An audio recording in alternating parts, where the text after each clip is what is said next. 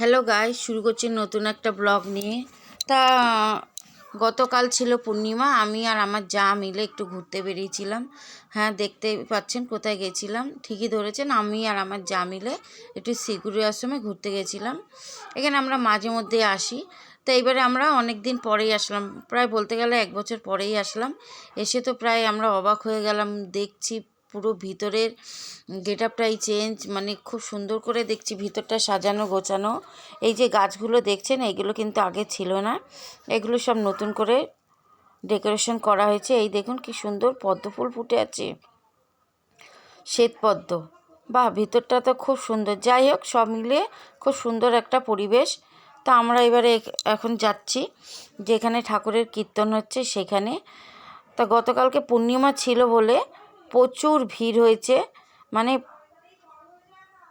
কয়েকশো মানুষ হয়েছে, কয়েকশো বলা ভুল, কয়েক হাজার মানুষ হয়েছে। যাই হোক, এখানে কিন্তু আমরা মাঝে মধ্যে আসি, এসে আমরা কিন্তু এখানে প্রসাদ খাই।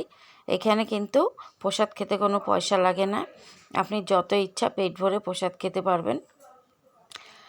তা এখানে ঠাকুরের কীর্তন হচ্ছে, পুজো দেওয়া হচ্ছে। আমরা প্রথমে একটু কীর্তন শুনে এবারে খাওয়ার জায়গায় চলে গেলাম। এই যে খাওয়ার জায়গায় এসছি, দেখুন কত ভিড়, প্রচুর মানুষ।